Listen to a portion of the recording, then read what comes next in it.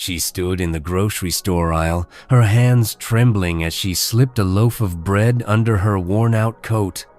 Her eyes darted around, not because she wanted to steal, but because she hadn't eaten in 2 days. The weight of hunger gnawed at her stomach, sharper than the shame burning in her chest. Clara, a woman in her late 50s, with gray streaks in her hair and a face etched with worry, wasn't a thief. But the whispers around her said otherwise. "Look at her," a woman muttered to her friend, loud enough for Clara to hear. "She's up to no good." Clara's heart sank. She wanted to scream, "I'm just trying to survive." But she stayed silent, clutching the bread tighter, praying no one would stop her before she could make it out the door. Have you ever felt so desperate that even the smallest act of survival felt like a crime? Clara did. And what happened next would change everything, not just for her, but for everyone who saw her that day. Clara hadn't always been like this. A year ago, she was a librarian, loved by her small town for her warm smile and the way she'd recommend just the right book to lift someone's spirits. But then the library closed, her savings dried up, and her landlord raised the rent. She'd been let go from 3 part-time jobs in 6 months each, one citing budget cuts. Now, at 58, she was alone, scraping by on odd jobs and the occasional kindness of a neighbor. But kindness didn't fill an empty fridge. That morning, Clara had walked into the local supermarket, her last $5 crumpled in her pocket.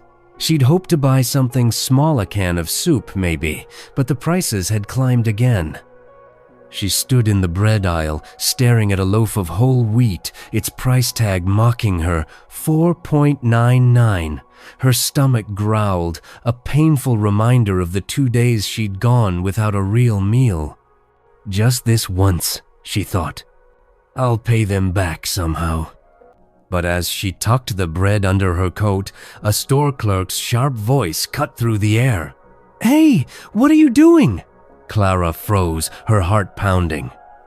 The clerk, a young man with a name tag reading Josh, strode toward her. Shoppers turned to stare. "I saw you hide that bread," he said, loud enough for everyone to hear. "You think you can just walk out of here?" Clara's face flushed red. "2 was going to pay," she stammered, her voice barely above a whisper, but the lie felt hollow, and the crowd's judgment stung worse than hunger. "Thief," someone muttered. "People like her ruin it for everyone," another voice added. Clara wanted to disappear. She wanted to explain she wasn't a criminal, just a woman who'd run out of options, but the words wouldn't come. She stood there, clutching the bread, as the clerk grabbed her arm. "Come with me," he said, leading her toward the manager's office. The eyes of strangers followed, their whispers like knives. In the manager's cramped office, Clara sat, head bowed, the loaf of bread on the desk like evidence in a trial. The manager, a stern woman named Linda, sighed. "We can't let this slide," she said.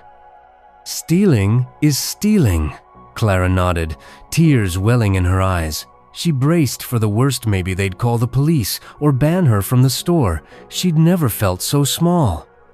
But then, a soft knock came at the door.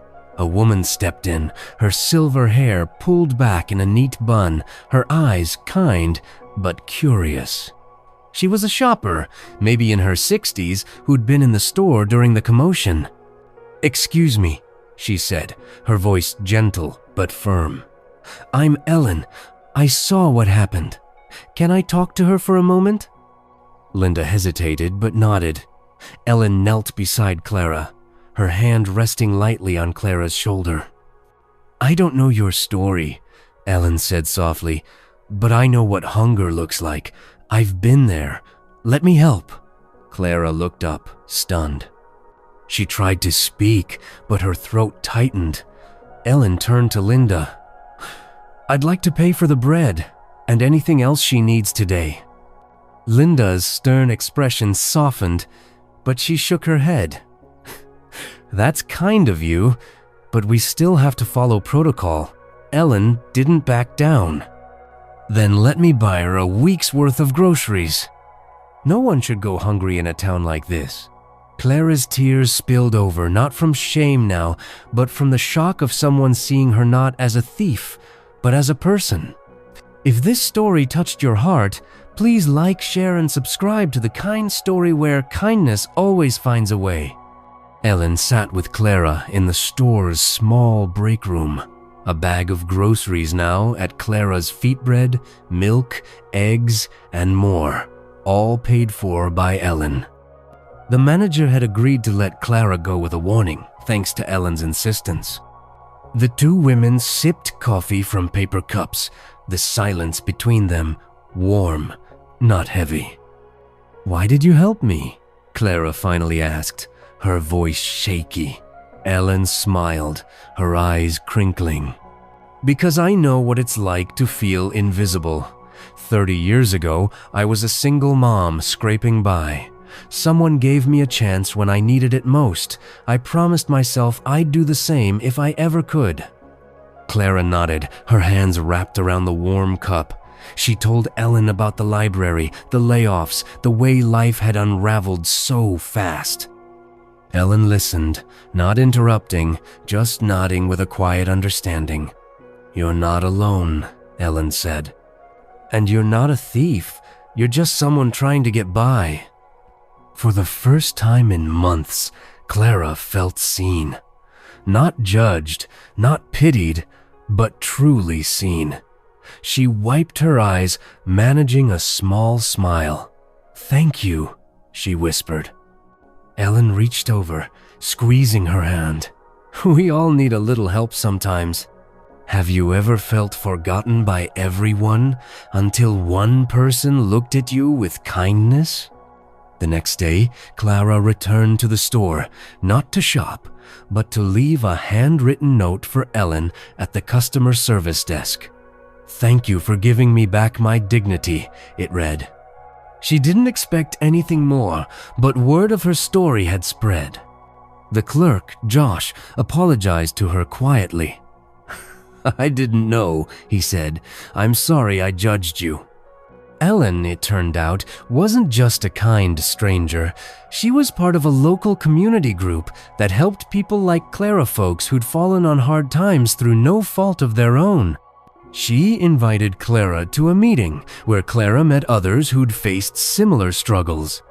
They shared stories, laughed, and even cried together. For the first time in a long time, Clara felt like she belonged. A few weeks later, with Ellen's encouragement, Clara applied for a part-time job at the community center, helping organize free workshops for job seekers. To her surprise, she got it. It wasn't much, but it was a start, a chance to rebuild, to feel useful again. The first day she walked into the center, she carried a loaf of bread from the same store, now paid for with her own money. She placed it on the break room table for everyone to share. Clara's life wasn't perfect, but it was hers again. And it all started with one person who saw her, not as a thief, but as someone worth helping. That small act of kindness didn't just fill her stomach, it gave her hope, a new beginning, and a reminder that even in our darkest moments, there's always someone out there who cares. Disclaimer: this story was created exclusively for the Kind Story YouTube channel. It is a unique and original work, not copied from any other source. While AI tools may assist in formatting or narration, all stories are written by human creatives to reflect genuine emotion, kindness, and real-life inspired situations.